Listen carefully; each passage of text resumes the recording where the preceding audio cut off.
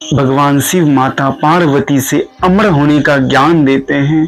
वो ज्ञान माता पार्वती सुनती है और संपूर्ण सच जान पाती है। वो ज्ञान इस प्रकार है, भगवान शिव कहते हैं कि संपूर्ण सत्य इस संसार में कुछ है तो वो नारायण ही है, वो कृष्ण ही है।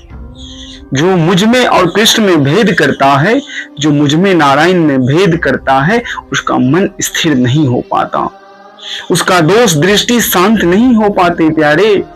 तो शिव और नारायण में भेद ना करिए।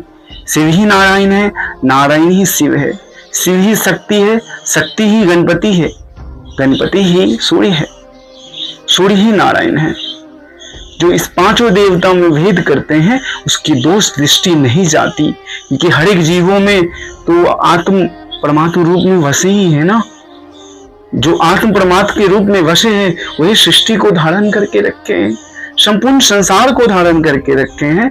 तो इनमें भेद ना करा करिए, इससे दोष बुद्धि नहीं जाती, राग द्वेष ईर्षा नहीं जाती प्यारे। अगर आप भेद करेंगे तो राग द्वेष नहीं शांत होगा, आपका मन स्थिर नहीं होगा। जब तक आपका मन स्थिर नहीं होगा आप जन्म मृत्यु के सागर से नहीं छूट सकते। कि जिस व्यक्ति का जन्म हुआ है उसकी मृत्यु होनी है, उसे दुख तकलीफ आनी है इस जीवन में। अगर उसे दुख तकलीफ नहीं चाहिए इस जीवन में तो ईश्वर में भेद ना करिए। ईश्वर एक है, वही सिर्फ निराकार रूप में सब पूरा ब्रह्मांड में पूजे जाते हैं।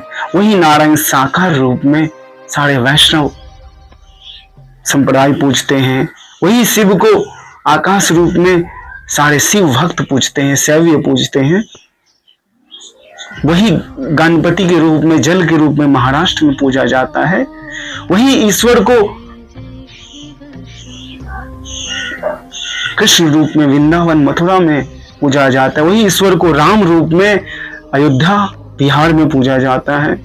वही ईश्वर को गुजरात में पूजा जाता है श्रीनाथ जी के रूप में। वही ईश्वर को जैन रूप में पूजा जाता है महावीर स्वामी का। एक ही है, कोई अलग नहीं है। वही गुरु नानक देव में पूजे जाते हैं इस संसार में, पंजाब में सिंध में कबीर रूप में पूजे जाते हैं पंजाब सिंध में।